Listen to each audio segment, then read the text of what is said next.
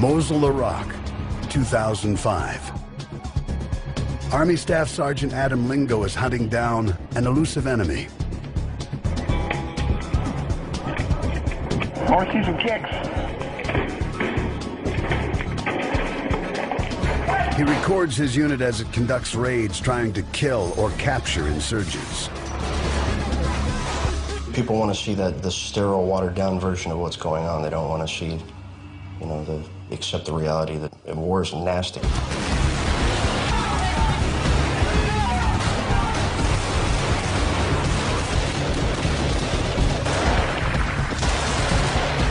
This house-to-house combat is not what America envisioned when the Iraq War began 2 years earlier.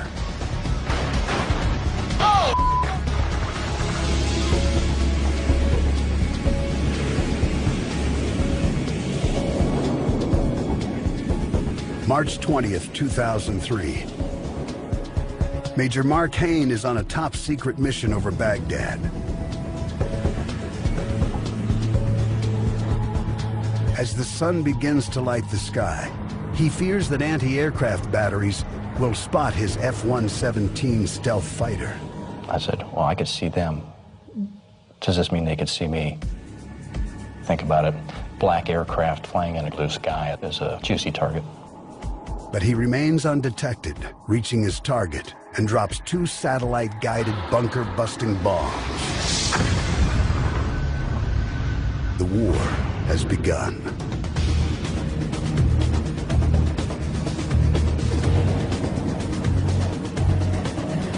When he lands here at his base, he's finally told his target, though he suspected it all along. Iraqi dictator Saddam Hussein.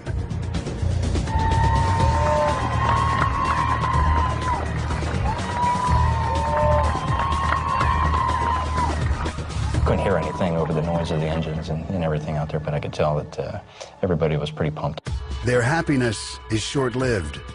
A few hours later, Saddam appears on Iraqi TV, very much alive, and ranting about the U.S. attack.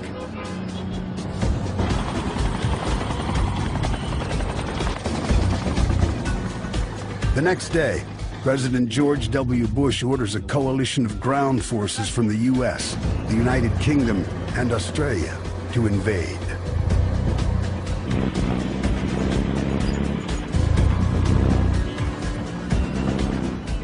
The troops plow through defensive berms and tank traps and begin to cross the border from Kuwait into Iraq.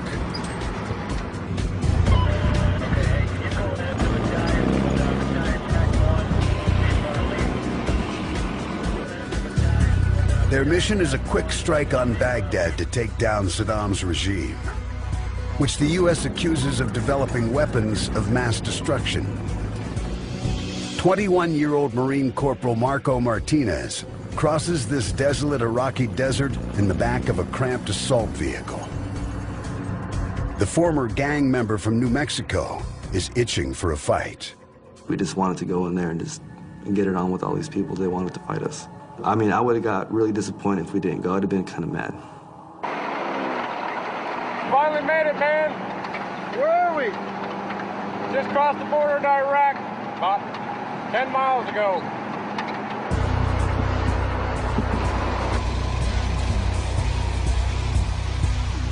This wave of American tanks, trucks, and troops speeds towards Baghdad. Marine Staff Sergeant Nick Popovich, a veteran of the Gulf War, leads his men in a 70-ton Abrams tank.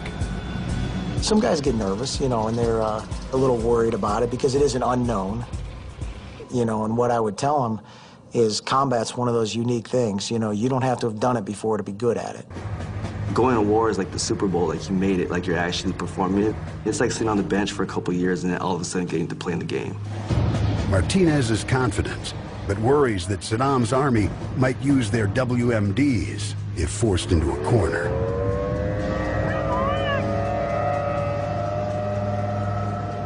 It could be biological warfare, chemical warfare, blood agents, nerve agents, who knows what's in there. You don't want to come in contact with it, so you just get out. I wouldn't want to be in that area.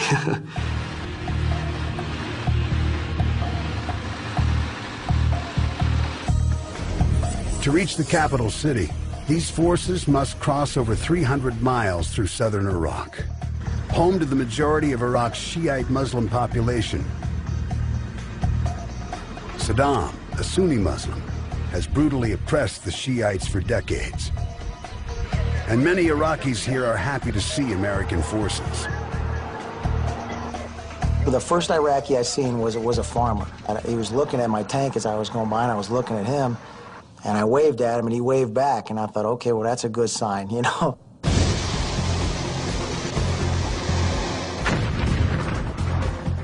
That night, U.S. forces unleash Phase 2 of the assault.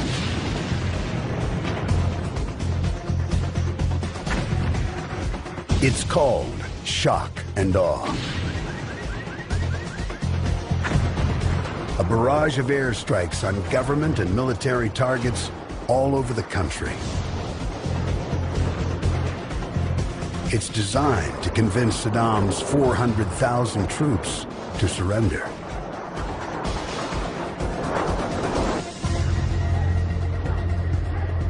Baghdad residents awake to find parts of their city in ruins.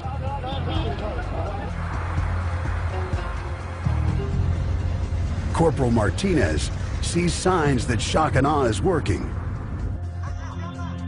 All the way up to Baghdad, it was just littered with green uniforms. All over the ground, deserters. And I remember I turned to this guy named Garcia. He was on my fire team. I said, you know what, this is gonna turn into a guerrilla war. Watch. After the airstrikes, U.S. tanks annihilate the enemy.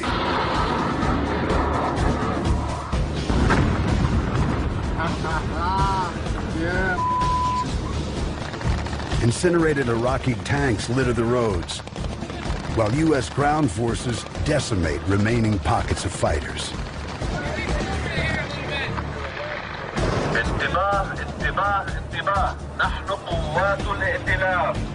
These Marines encounter an Iraqi army unit eager to surrender. So those are your men. Do your men have weapons? Do your men have weapons over there? عندكم أسلحة؟ كل أخبارته ورا الساتر. They say we leave it over there. Go. Okay. We had an entire battalion surrender to my squad. They obviously knew what they were doing. They had been trained, but they just didn't have the heart to fight.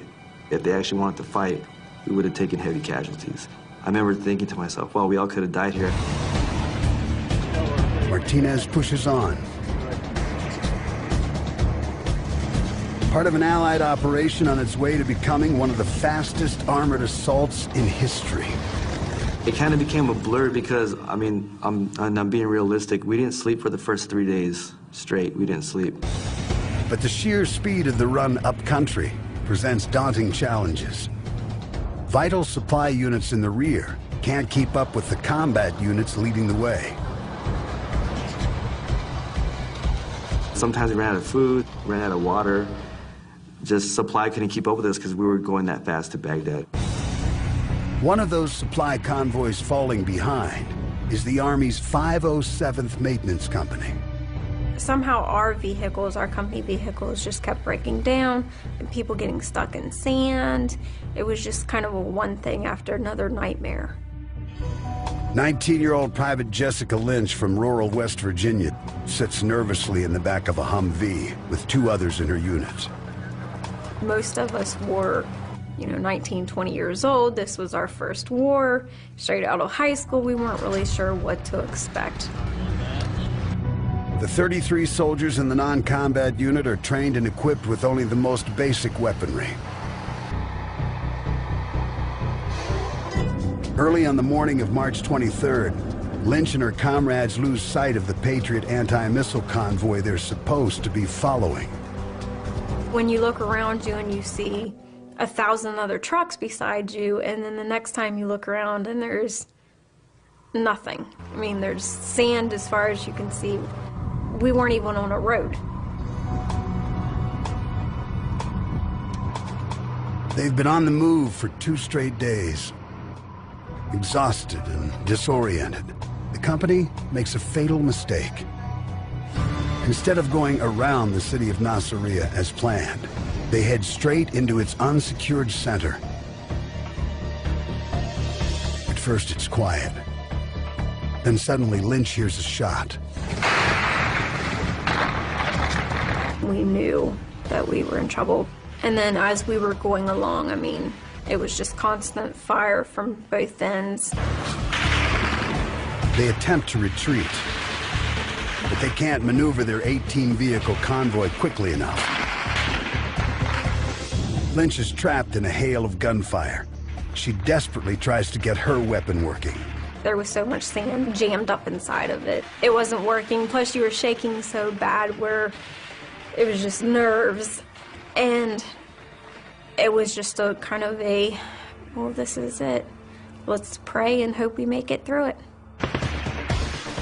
Just then, a rocket-propelled grenade hits Lynch's Humvee. They slam into another Army truck. And then the next thing I knew, I woke up inside of an Iraqi hospital. I knew that I was in the hands of our enemies. Are they going to kill me? Are they going to torture me? What is going to happen to me? The attack kills 11 soldiers in Lynch's convoy, including her best friend and roommate, Lori Paestua. Iraqis take 5 others prisoner. Soon after, survivors from Lynch's unit alert Marine commanders of the ambush. The Marines had been planning a deliberate assault on Nasiriyah. Now they rush in to rescue soldiers of the 507th and secure the city. One of them is 21-year-old Private Alex Nickel from Humboldt County, California. Nickel and his unit have been in country for days and still haven't fired their weapons. But as their assault vehicle tracks into the city, they sense that's about to change. I remember a good buddy. He just looked down and like you could see it in his eyes. He just said he just shot somebody, and that was kind of the first sense, like we're taking rounds. His vehicle stops and Nickel gears up. You know, I could think of Saving Private Ryan when they just get lit up in the U-boats. I mean, they just run out and start shooting whatever moves at that point. There's no rules of engagement, so I mean, dogs, chickens, everything got shot then. Nickel and his fellow Marines confront Iraqis both in and out of uniform.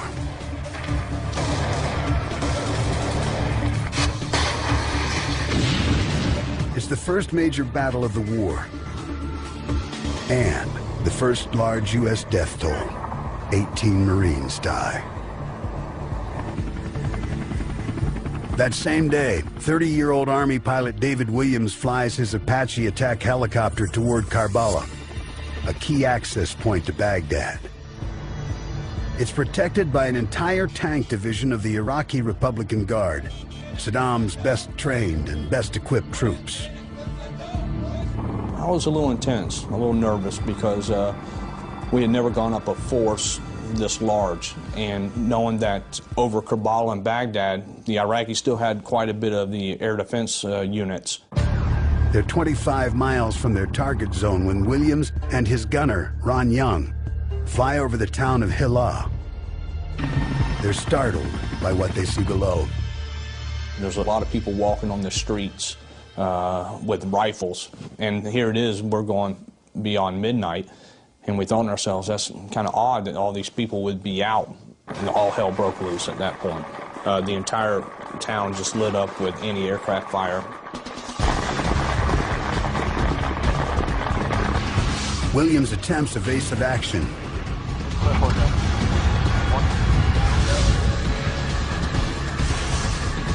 But his Apache is riddled with bullets.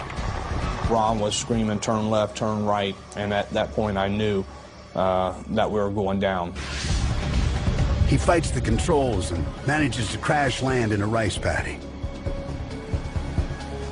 With sunrise approaching, they scramble from the wreckage and flee. Ron and I evaded for about an hour and a half. In between the rice paddies, they have these irrigation canals, and Ron and I had gotten to the water with just our noses above the water. But the Iraqis scour the area and eventually discover them. I was struck in the head with the stock of the AK-47. Ron took one to the back of the head, and at that point they bound our hands behind our back. The next day, the day's soldiers appear in this video on the Arab TV network Al Jazeera. I can't believe this is happening. I don't want to die in this country, knowing how the Iraqis treat the prisoners. And all the while, I thought about my little girl and my little boy. Their captors ask them questions about their mission.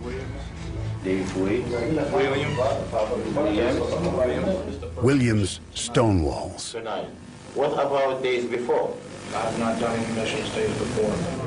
Like Private Jessica Lynch, Williams and Young are at the mercy of a regime known for brutally torturing its enemies.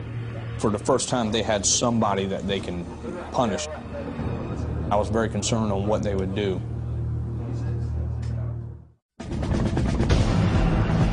It's less than a week after the invasion of Iraq. Army Captain Carter Price from West Virginia commands a company of 14 tanks en route to Baghdad. Price thinks his men are ready for anything that comes their way. Until he sees this, a massive sandstorm.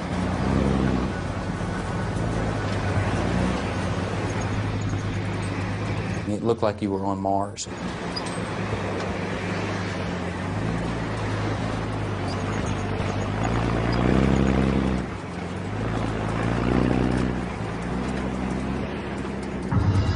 A photographer with Price's unit captures this picture. That's real, that's not a camera effect. Because of the way the light hits it, it turns everything red or orange.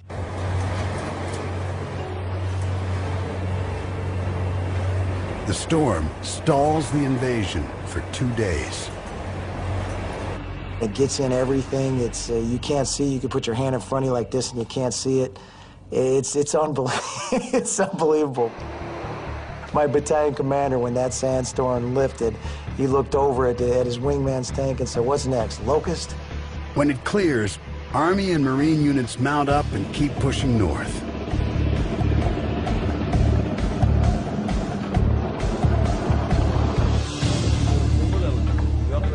For a week now, 19-year-old Private Jessica Lynch has languished in an Iraqi hospital bed, terrified and severely injured, a prisoner of war.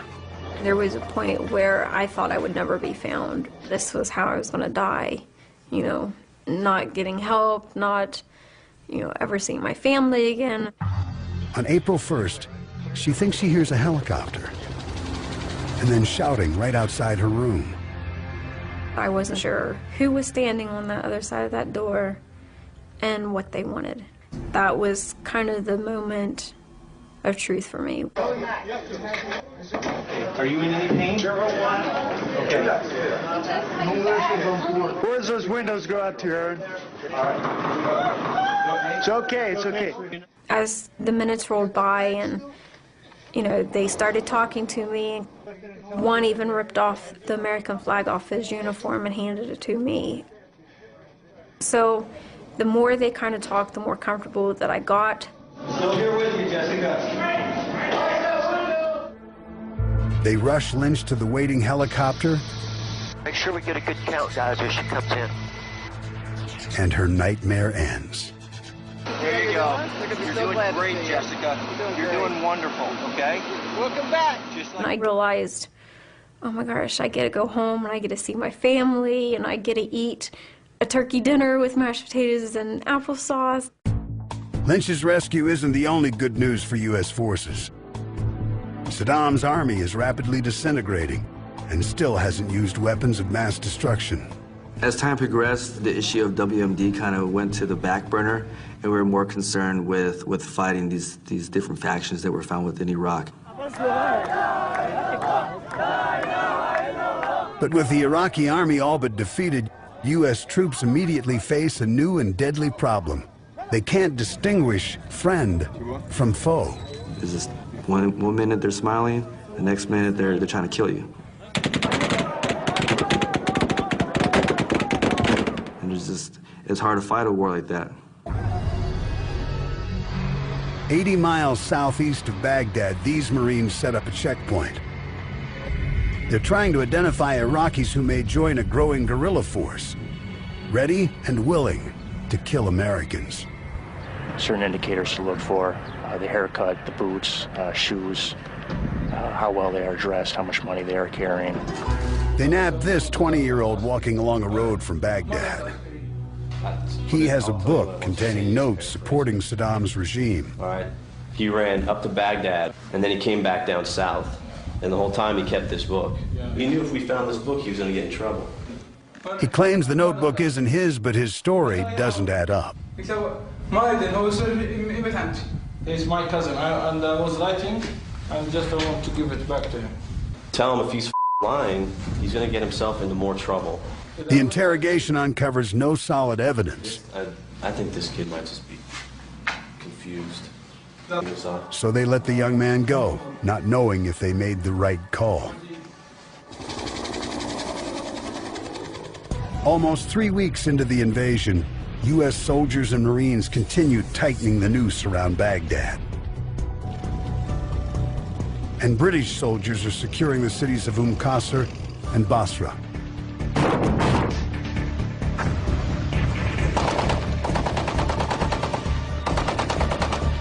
Marine Staff Sergeant Nick Popovich and his tank company are among the first Americans to enter the Iraqi capital. They make their way past burned-out buildings to Firdos Square in central Baghdad. They circle this statue of Saddam as a crowd gathers. And they saw this image of Saddam, which is something they'd always been conditioned to be fearful of, to be oppressed by. And now all of a sudden they see it surrounded by American tanks. And they say, hey, wait a minute.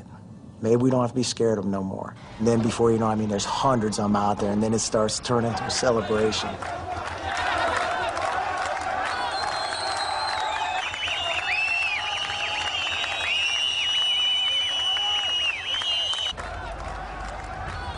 Then an Iraqi child approaches a U.S. Marine with a proposition.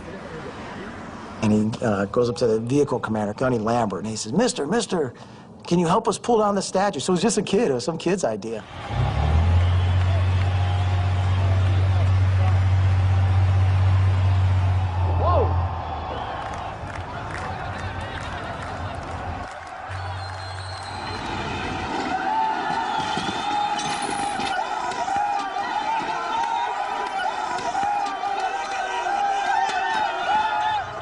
But not all American forces get this kind of welcome.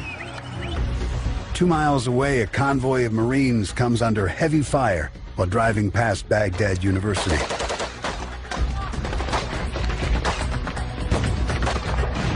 They take cover and organize a counterattack.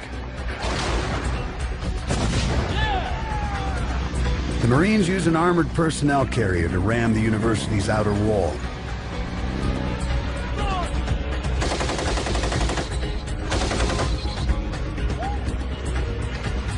They split into small units and methodically take out their targets.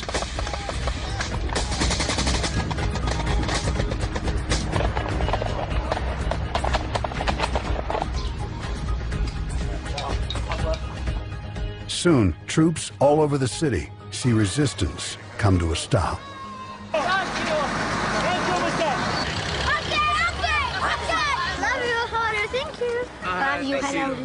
Everyone was greeting us with flowers. Thank you very, very much. Yeah, you know, people kissing us and stuff like that, and it was just a really warm reception. And it felt really good at that point. You're like, hey, you know, I'm doing something great. 28-year-old Marine Lieutenant Brian Chantosh looks at the scene in Baghdad and believes the job is done. While Saddam is still missing, Chantosh feels it won't be long before U.S. forces track him down. We thought that that was the end state. We're in Baghdad now. We did it. Like, we're Saddam. Like, as soon as he gets captured, like, go into the palace, capture him, put him in handcuffs, and we're done. Like, let's get back on the plane and go back to the States. 60 miles north of Baghdad in Samarra, Iraqis still hold Apache pilot David Williams and his gunner Ron Young prisoner. It's been 3 weeks since their helicopter was shot down. The Iraqis have tortured them, Williams has begun to give up hope. The idea of losing your family is a separation that you had to make during captivity to let them go.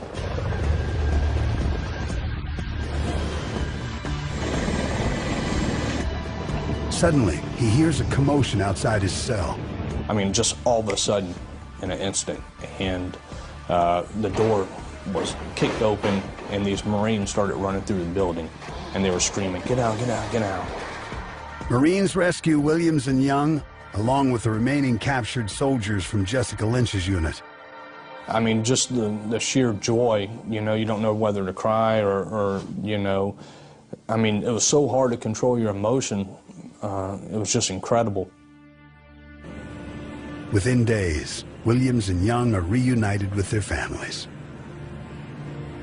And it was just incredible to be able to hold my wife in my arms again.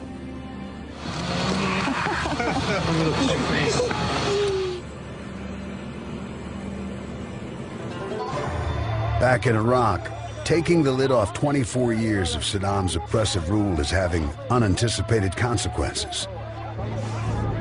U.S. forces in Baghdad stand by helplessly as anarchy takes hold. The Iraqi state-run organizations that keep good order and discipline in the city of Baghdad are now gone. They're now eliminated. And so there was a period of euphoria for a couple days, and then the looting began. It was like the LA riots times 20.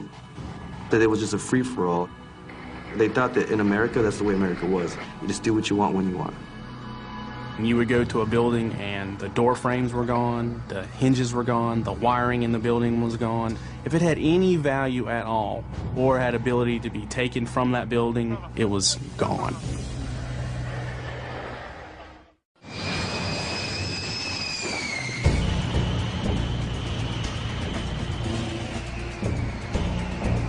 The Iraq War is only 6 weeks old when President Bush declares major combat operations are over. The United States and our allies have prevailed.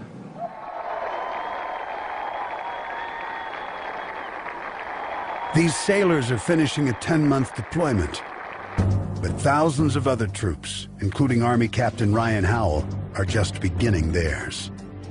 Howell arrives the first week of May in the vast Anbar province, home to many Saddam loyalists. He immediately feels uneasy.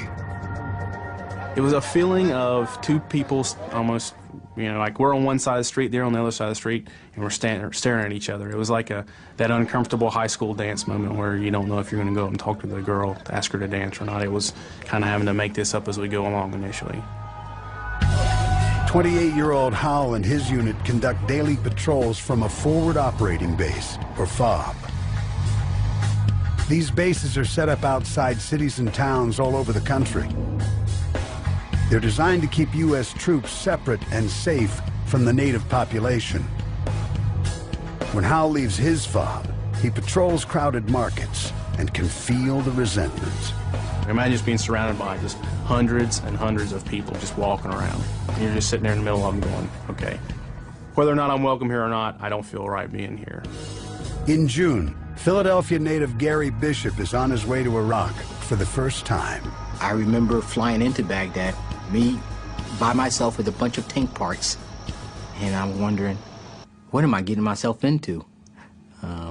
Have I been trained to do this? Am I capable of doing this? What if I can't do this? The lieutenant colonel's job is to restore basic institutions and services like schools and electricity. Back up. That job gets a lot harder when the U.S. completely dismantles Iraq's Sunni government, firing tens of thousands of members of Saddam's ruling Ba'ath Party. With the de-Baathification, a lot of the civil apparatus, everything from the trash pickup to the power station to the radio, all the things, again, that we take for granted as far as public works, it's pretty much abandoned. As Bishop tries to pick up the pieces, the U.S. sets up an Iraqi governing council dominated by the long-oppressed Shiites. The Sunnis are resentful Out of work and out of power for the first time in 35 years, they start to hide in the shadows and ambush Bishop's unit.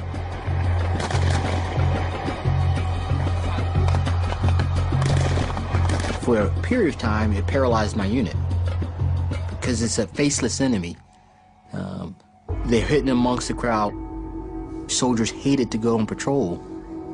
Army Major John Noggle immediately recognizes this Sunni rebellion for what it is: an insurgency. An insurgency, it strikes and then it dissolves away, and the conventional army is left with nothing to attack, nothing to hit, nothing to swing at. Most of the insurgency is in what's called the Sunni Triangle. On July 23rd, part of Captain Howell's regiment is in a convoy headed toward Fallujah, 60 miles west of Baghdad. Suddenly, an explosion rips through a Humvee. It kills 1 soldier and injures 7 more. Howell learns that the explosion was triggered remotely by insurgents hiding near the road. That was the first time we really understood that, okay, there's these things, these roadside bombs. These improvised explosive devices, or IEDs, are cheap and easy to make and use. They soon become the insurgents' weapon of choice. Howell's unit realizes the Sunni insurgents have caught them flat-footed, completely unequipped for IEDs. I'll tell you, my Humvee that my group of soldiers rode around in, it had canvas doors. It was a normal aluminum Humvee. From my own little personal part of my world, our vehicles were not armored at all. IEDs are made from everyday materials and detonated either by a pressure sensor or remote control. We saw the evolution of IEDs from using vegetable cans packed with C4 and wires in a blasting cap to more sophisticated where they put IEDs encased in concrete and are built into the road. Troops jury-rig their vehicles trying to protect themselves any way they can. We put sandbags in the floorboard. We took old flak vests. Anything we could, we would put out there. But it's the people planting these deadly devices that are the real threat. When Major Noggle arrives in the town of Khalidiyah in September, he finds a growing insurgency, and it's getting help from foreign fighters. We faced a homegrown domestic Sunni insurgency, but we also discovered that Al-Qaeda in Iraq had a substantial presence in our sector. Foreign Al-Qaeda fighters are entering Iraq, looking to kill Americans, sow hatred between Sunnis and Shiites, and drive the U.S. out of the entire region. For many insurgents, their rallying cry is still Saddam Hussein. Interrogator Eric Maddox is with a Special Operations Unit. For the last 5 months, their mission has been to find Saddam and arrest him. Maddox interviews over 300 Iraqis trying to figure out where he is. Finally, on December 12th, he interrogates a man in Saddam's inner circle. I brought him in and told him there's only one thing we're going to talk about, and that's the location of Saddam Hussein. He said, I don't know where he's at. I said, yeah, you do, and you're going to take us to him. After hours of intense interrogation, the man finally breaks. And he said, he's in a farm just east of the Tigris River, south of Tikrit. A Special Forces unit immediately flies the informant to the farm. Soldiers spend hours scouring every inch of the place. They find nothing. Then, without saying a word, the informant kicks a patch of ground. Soldiers take a closer look and spot a rope.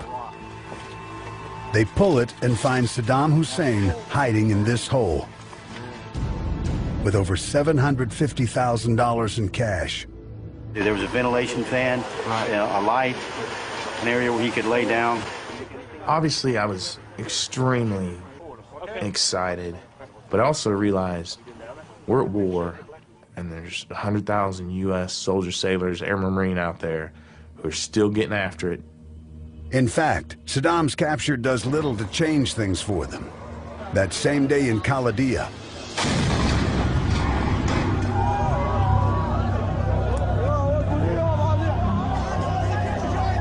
an explosion rips through an Iraqi police station.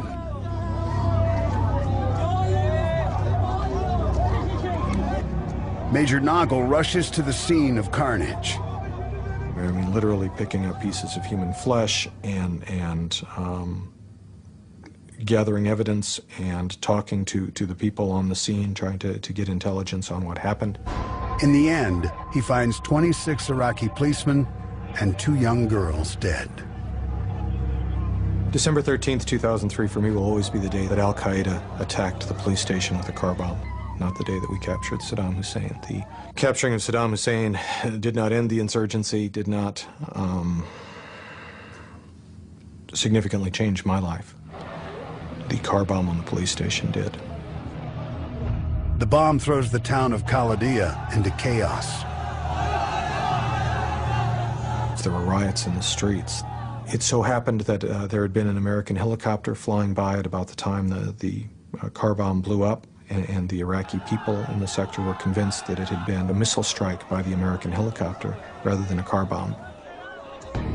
Despite evidence to the contrary, Noggle can't stop the rumors from spreading. And it's not just here. Rumors implicating U.S. troops in attacks run rampant throughout the country. Once they were told something, that became the truth, regardless of how outlandish it may have been. It was almost as if we were combating rumors as much as we were combating enemy combatants.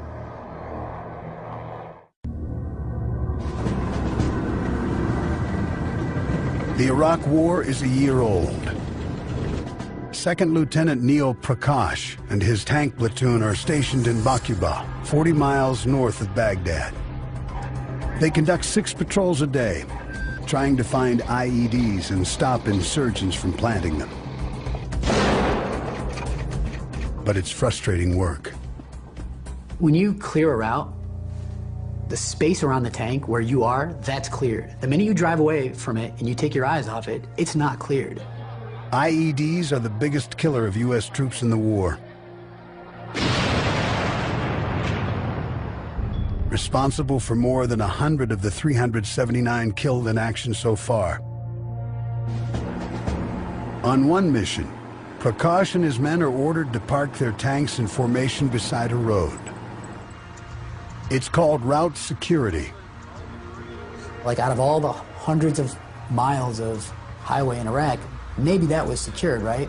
We're sitting there into the second hour of, sitting on our tanks, me and my wingman and my crew, we're just bull. The IED blows up behind us, 500 meters behind us. I turn around, and I see a dust cloud. An IED just blew up on nobody. Among the soldiers coming to grips with the new threat of IEDs is 20-year-old combat medic Kate Norley. She joined the Army the day after 9/11. Now, more than 2 years later, Norley is heading into Iraq. She's at the wheel of a Humvee with a gun in her lap as she nears the border. Should we come under fire, I need to be able to continue driving, return fire, and also make sure that I'm looking for anything suspicious for possible IEDs. And so the second when I was told, oh, hey, we just crossed the line, we're officially in Iraq, it all of a sudden was just kind of this freeze. Okay, is this, game on? Norley's medical battalion sets up a trauma center at a U.S. base in Baghdad. One day a call comes in. An American unit has been hit by an IED. I remember very well seeing a vehicle pull up. There was a very distinct smell, like a burning smell, and I could see that one of these Humvees was just riddled with bullet holes. And I thought that I would freeze. I had kind of expected that moment for me to freeze, and I didn't know how I was going to react. Norley falls back on her training and kicks into action. But as she approaches one Humvee, she sees there's nothing she can do for the 2 soldiers inside. Pretty much they were melted down into the seats of their Humvee, and they carried pictures of loved ones with them. And when I saw a picture of a small child, and there was not much left of it, but my first thought was, you know,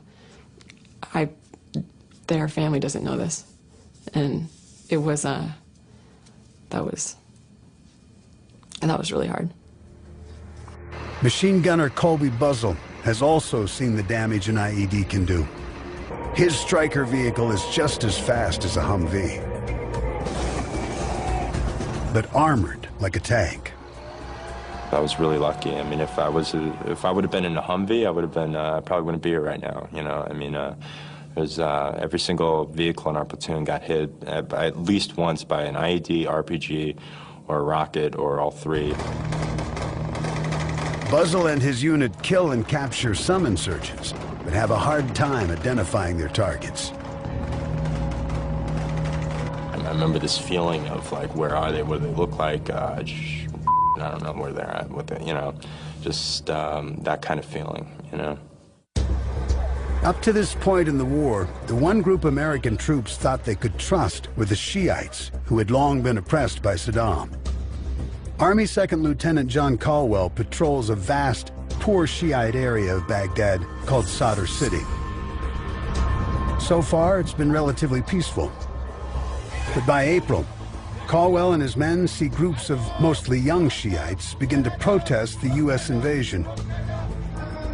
They're called the Mahdi Army, and they're organized by this man, Muqtada al-Sadr.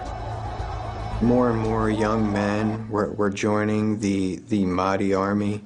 I think it was something for them to kind of cling on to, a cause for them to cling on to. It gave them a sense of identity. Sadr is supported by neighboring Iran. He's trying to convince Shiites they should fight to overthrow the U.S.-supported governing council. We were actually within 2 days of officially handing over our area of responsibility. And then April 4th happened.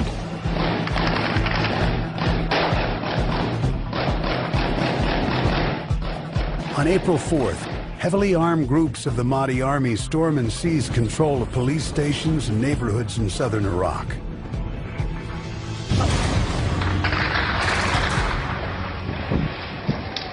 "28-year-old Army Staff Sergeant David Bellavia and his squad fend off the Mahdi assault in Muqtadiya.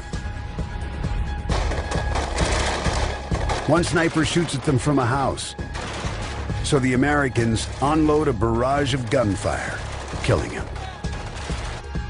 When Bellavia enters the house, he makes a startling discovery. The sniper was shooting from his own child's bedroom. The idea that a husband or a father could use a window that his child is sleeping in to engage our military is uncommon. I mean, we couldn't imagine, you know, but when you react to that contact, you take a civilian loss, and that's devastating. Bellavia learns quickly that the enemy has no rules. Using Iraqi civilians, even women and children, as shields or decoys is part of their strategy. Every one of those guys with a weapon system, every one of those guys fall back to areas that they knew that they had a cache. The use of civilians, the use of children to move munitions back and forth. They played on our moral compass. They played on our Western sensibilities.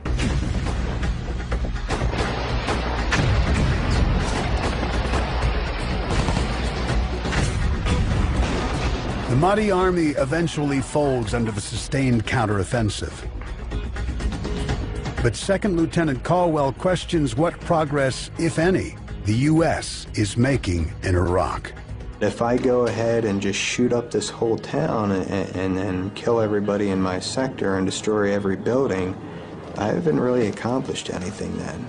You know, we're just playing the same old game of shoot 'em up, and that doesn't lead to anywhere. Marine Gunnery Sergeant Nick Popadich from Indiana has volunteered for a second tour in Iraq. He's stationed in Fallujah. Popadich patrols the outskirts of this city in his Abrams tank, ready for anything. We heard a lot of bad things about Fallujah. We heard it was the place that even Saddam couldn't control when he had Iraq. Even Fallujah stuck their middle finger up at Saddam. This city of 300,000 has become the nerve center of the Sunni insurgency and headquarters of al-Qaeda in Iraq.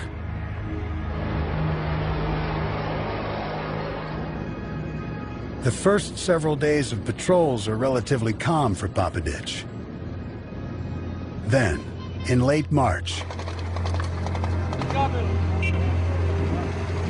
4 American security contractors lead a supply convoy through the city. They take a shortcut, and without alerting Marine commanders, head straight to the heart of Fallujah. Even Marines themselves have steered clear of the area. I don't know why they were driving there. I certainly wouldn't have described that area as being militarily secured at that time, no. I wouldn't have advised going through there, that's for sure. The contractors are savagely ambushed, shot, burned, and dragged through the streets.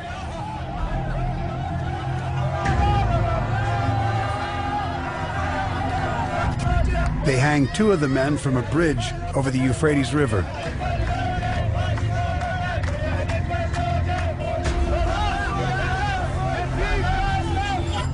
This footage is seen around the world and at the U.S. Marine base just outside Fallujah. You know, a lot of times on the news you see things that just make you so violently angry and you just wish you could do something about it. That was one time in my life that I was actually in a position to do something about it. Papadich is ready.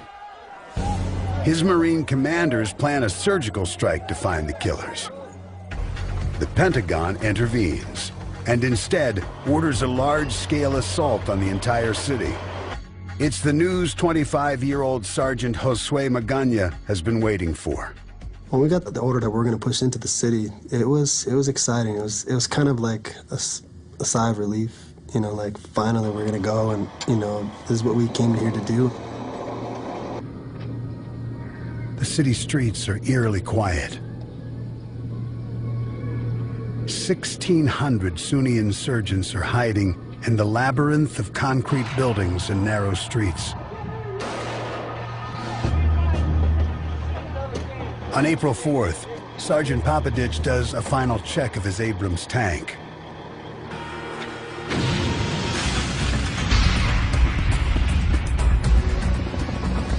The assault on Fallujah has begun.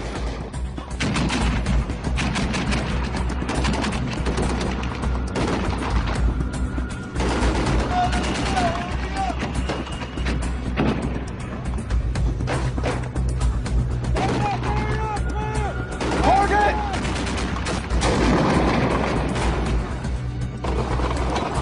3 days in, Papadich spots a group of insurgents ducking in and out of doorways. He goes after them, tracking his Abrams down a narrow street. It's probably not the most ideal situation for a tank to be in, but every one I kill today is one less that somebody's got to fight tomorrow. So when I have them engaged, I'm not going to let them get away.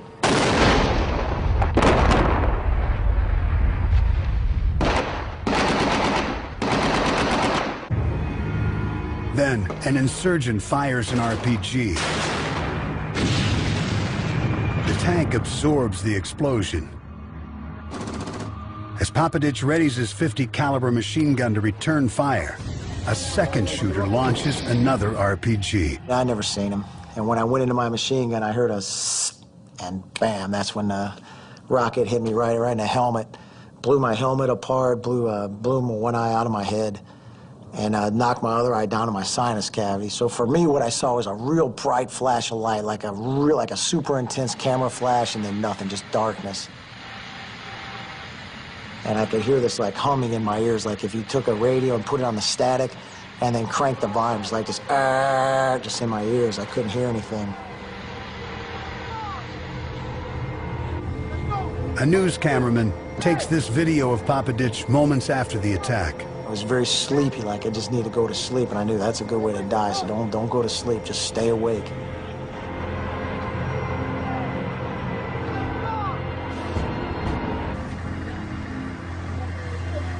His fellow Marines carry him off the tank and rush him to a medevac site. A doctor tries to repair his right eye. And I remember telling the doc, I said, look, I said, I'm gonna try and cooperate with you, but I can't guarantee you anything once you go try to pull things out of my eye. He loses that eye and most of the vision in his left one.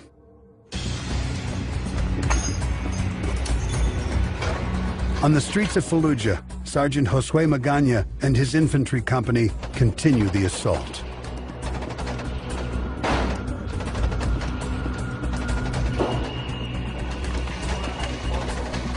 When you bust through that door, you're just kind of ready for anything that comes your way. You know, you're wondering if there is someone looking at you, is there someone waiting for you? Elsewhere in the city, Marines take fire from insurgents hidden around a mosque. They respond by launching a Hellfire missile and a 500-pound laser-guided bomb into a perimeter wall.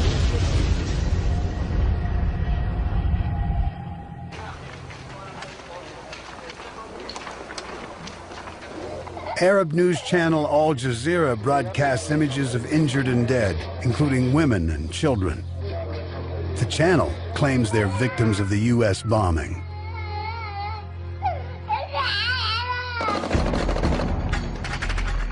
The Marines now believe they're within days of securing the entire city of Fallujah. But the televised images inflame Iraqis. Al Jazeera and many other media outlets spread a message that the United States was being indiscriminate in the use of force, was killing innocents, and that message resonated with the people of Iraq. Hey, watch your fire!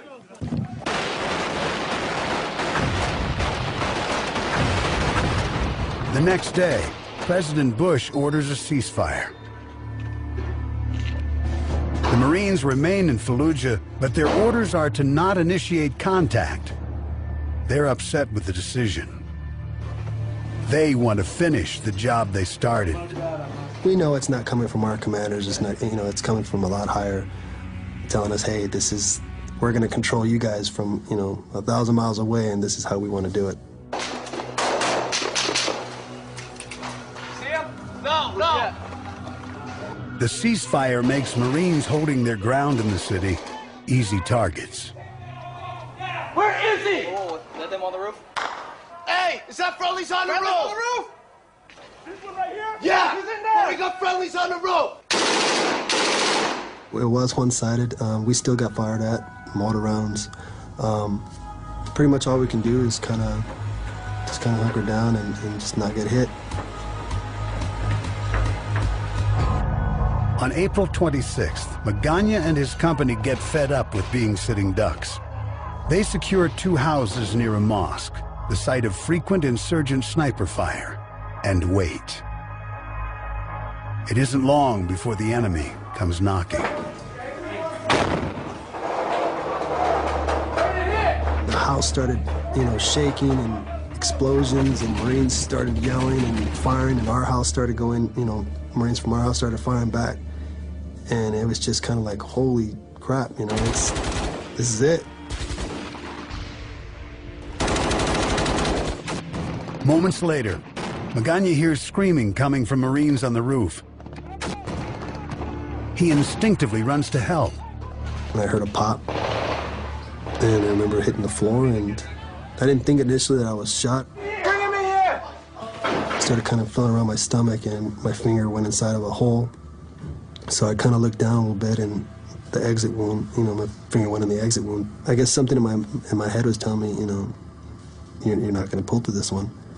And all I can think of is, I'm not going to see my daughter again.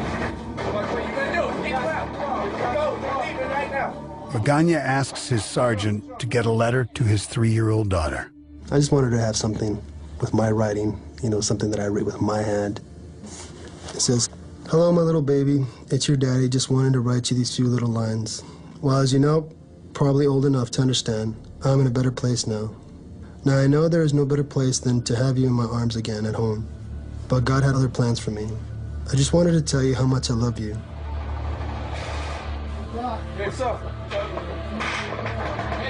Magana's comrades carry him on a makeshift stretcher.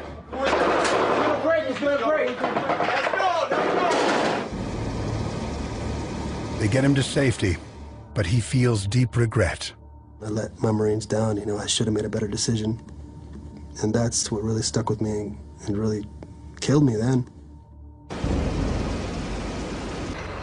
After a bloody 3-week battle, the Marines pull out of Fallujah at the end of April. Foreign fighters now flood into the city. The perceived U.S. defeat strengthens al-Qaeda's control over the Sunni insurgency. Soon, another televised scandal does even more to strengthen al-Qaeda's power in Iraq. Media outlets release photographs of American soldiers abusing Iraqi detainees at Abu Ghraib prison. The pictures of that abuse served as incredibly effective recruiting tools. Thousands and thousands of jihadis were created by that abuse. I can't tell you how many guys we buried, American soldiers we buried because of that. That was the worst time for that to happen. You took a hornet's nest and you literally threw it on a bonfire.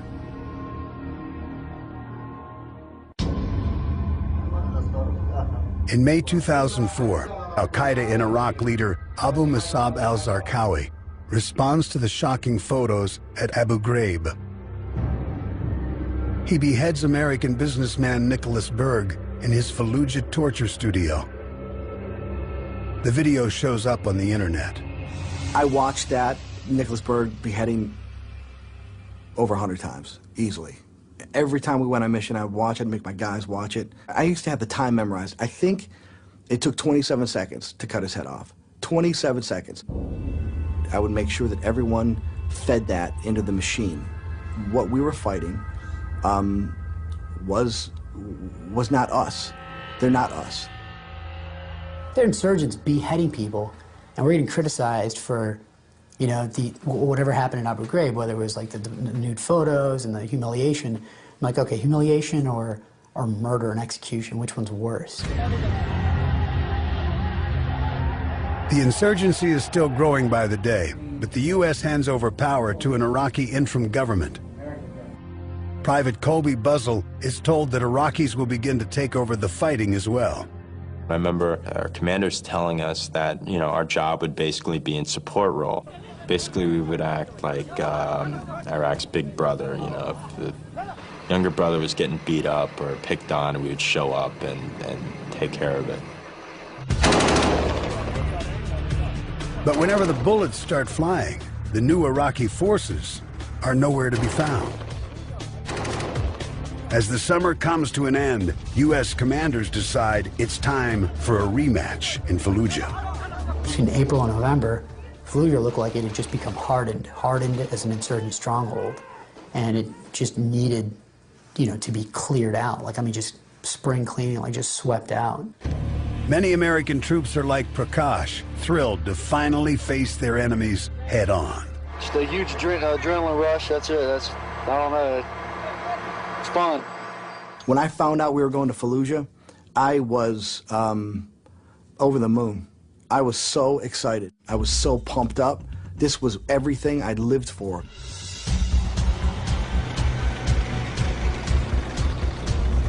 On November 8th, Operation Phantom Fury begins. Artillery batteries unleash a non-stop barrage.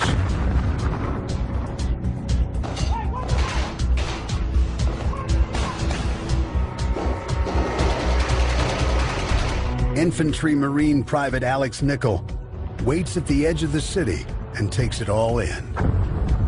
Fireworks really are kind of lame now. After you see like all this air support and whatnot coming down, it's pretty impressive. You'd think they'd get them all, but there's nooks and crannies everywhere.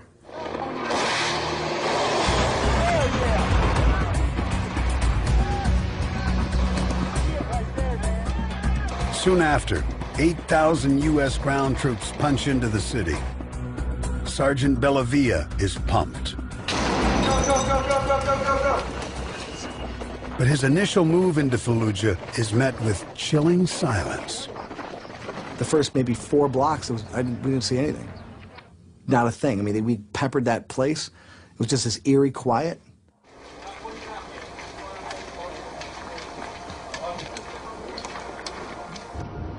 That's because insurgents and foreign fighters have taken shelter in buildings like these.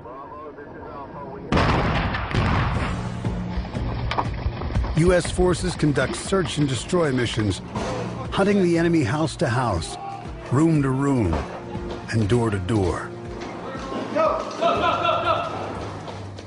Company commanders like 30-year-old Brian Chantosh guide their men through the maze of narrow streets. As they creep through the city, they don't know which buildings hide insurgents, so they have to search them all. Every door opened, every room looked in, no rock unturned was pretty much the guidance I gave. I didn't flinch, I didn't stutter step one time. I was gung-ho the whole time, didn't matter. Just caution into the wind. Screw it, I'm gonna make it out of here or I'm not. As Sergeant Bellavia moves slowly down the streets, he sees signs that insurgents have learned how to defend against an American assault. They know we like to take, doors and get on rooftops. I mean, it's no secret. We've been doing it all year. They bricked up every single entrance, windows, doors that were facing our breach point. The only door that was exposed, there was an IED there. Another thing is we like to jump from rooftop to rooftop. They would smash our roof down. So we'd fall from the roof to the second story, which is like a 15-foot drop. Break stairwells off inside homes and literally force you to take the route that they had planned for you. Get on the roof! Hey, we need to get up there. There's nothing up there. It's just a flat roof. This piece is missing right here. It's all gone.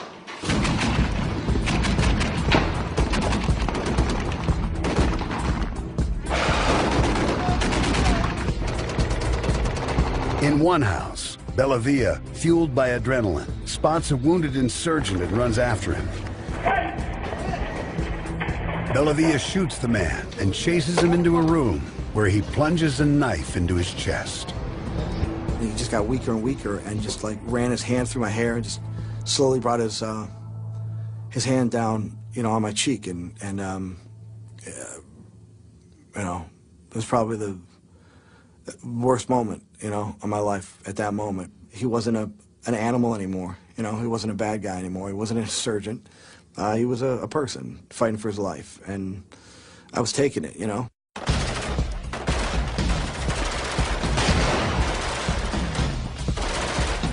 In November 2004, Captain Brian Chantosh and his company of Marines are in their 8th straight day of urban combat in the Sunni stronghold of Fallujah. On this day, they're looking for remaining insurgents. His men are beyond exhausted and living on adrenaline. The range of emotions that Marines would feel thousands of times a day. Boom, hey, I made it, I'm alive. I just kicked that door down. Okay, now I gotta go to the next door. Okay, that house is over, good. Building's clear, go outside. Oh, we got another one to do. That rise and fall of emotions and uncertainty that a Marine would have to endure throughout the day, and it was taxing. They're ordered to comb a mosque for weapons when the enemy attacks.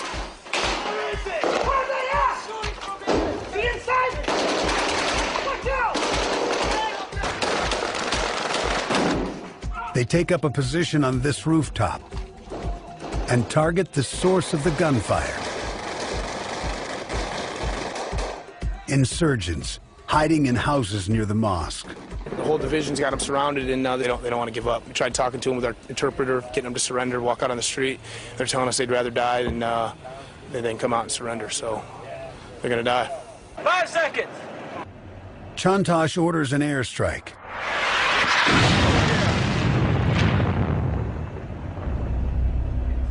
As night falls, Marines walk to the houses. They sift through the rubble. All told, they discover 21 dead fighters.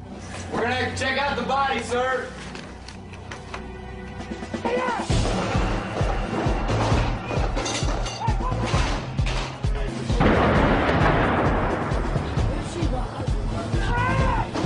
The second battle for Fallujah lasts 10 days.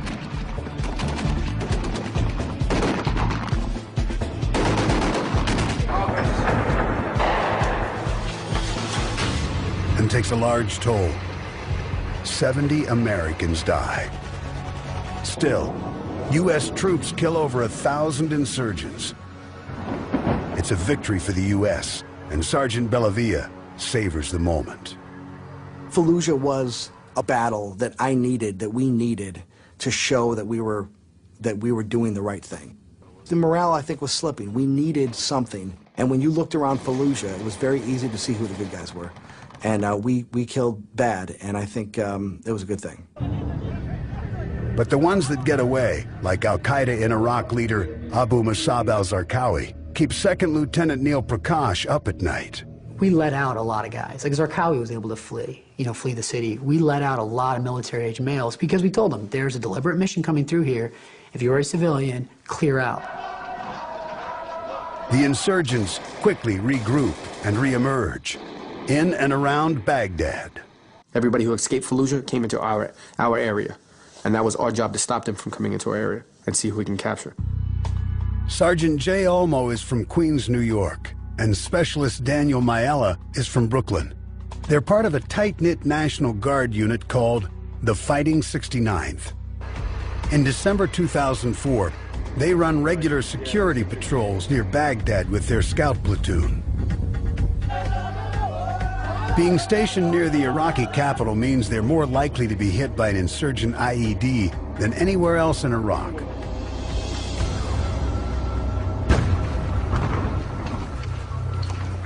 Sergeant Olmo tries to catch insurgents in the act. Sometimes we would just sit in the fields in silence with the trucks off, with night vision optics going all night, just looking around to see what we can catch, who was digging in the roads, who wasn't digging in the roads. And the way that these people usually made money was to either blow one of us up or to do something bad against us. In early December, Olmo and Maella are in a 4 Humvee convoy. They're returning to base when they hear a sound they've come to dread. I heard a pop and I turned around and I saw just like a plume of smoke coming up.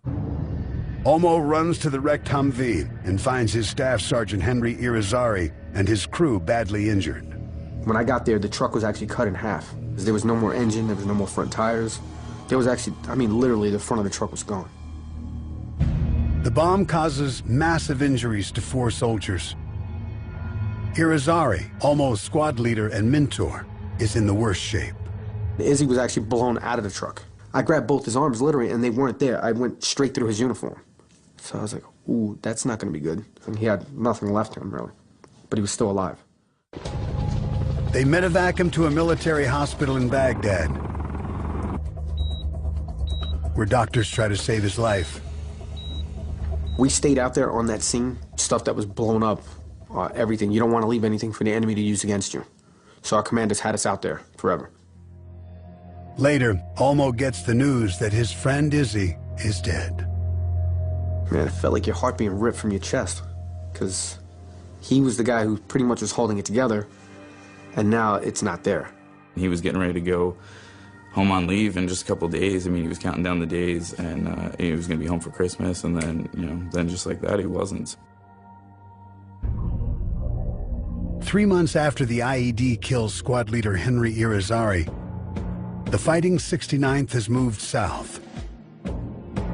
They conduct patrols on what's called Route Irish, connecting central Baghdad to the airport.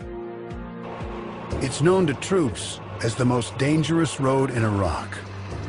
If you're somebody that wants to hurt American troops, then that's the place to go, Chances are you're going to get somebody important, not just your average guy. Maella is patrolling Route Irish when suddenly I didn't see anything. I just, you know, it was a pop, and I remember getting hit, and I'm just feeling hot, and I lost a couple of teeth right here. And then I realized, you know, I had lacerations all over my face, and one eye was like swollen shut. I got out of the truck, and I just saw my whole uniform was covered in blood, and I was kind of staggering around. I remember just being kind of useless and banging on the door. The blast kills 2 more members of Mayela and Olmo's unit. I blame myself every single day for not being there. I should have went down with my crew. It wouldn't have changed anything, whether I was there or not, but I still feel like I should have been there. Mayela recovers from his injuries, but also struggles with guilt. It's hard for me because I was responsible for that truck, you know, and they're not here anymore, and I am, so it's something that I'm still dealing with, you know. By April 2005, IEDs are killing an average of 17 troops each month. Despite the danger, Captain Brendan Heatherman and his unit patrol on foot. Their mission, not just to kill insurgents, but somehow win over the hearts and minds of Iraqis who are being terrorized by them. If you're in your vehicles, in the armor, then you're completely cold and distant from the people that you want to get to know. I wanted them to see a human being there.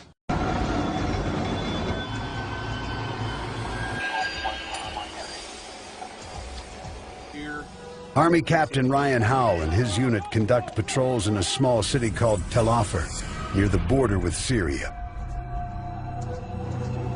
They're anxious and have good reason to be. Tel Afar was called Al-Qaeda's town.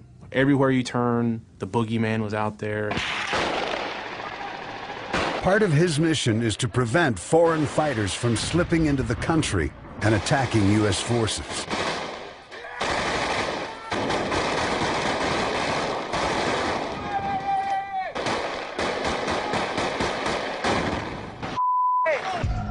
If they get past Howell's unit, they have a clear shot into Mosul, 30 miles to the east, and straight into Staff Sergeant Adam Lingo's area of operation. A lot of guys that would come across the border from Syria, call them the weekend jihadists. They'd come and fight the jihad on the weekends and then go back to work in Syria, you know, during the week. Lingo grabs his camera and records his unit as they conduct raids, trying to kill or capture these weekend warriors.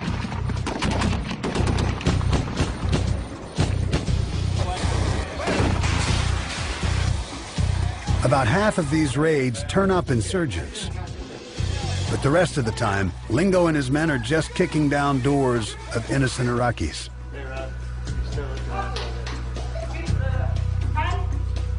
And I would get pretty upset every time we would do a raid, and it would end up being a bogus raid, you know.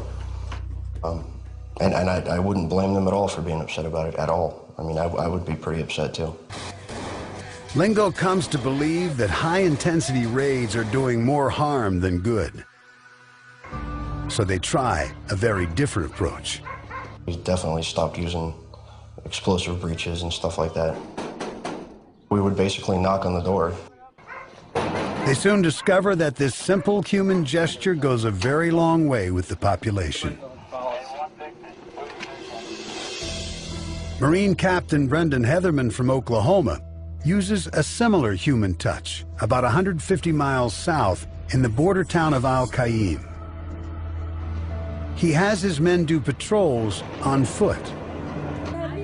He's trying to get the people to trust his men so that they'll help the Americans identify insurgents. The stuff that really made it happen is individual patrols meeting with people. We used to call it patrolling meal to meal, because what do human beings do? They converse while they're having a meal. So we went and had tea at this house and lunch over here and dinner. Sometimes they would provide the food, sometimes we would, and it worked out like that.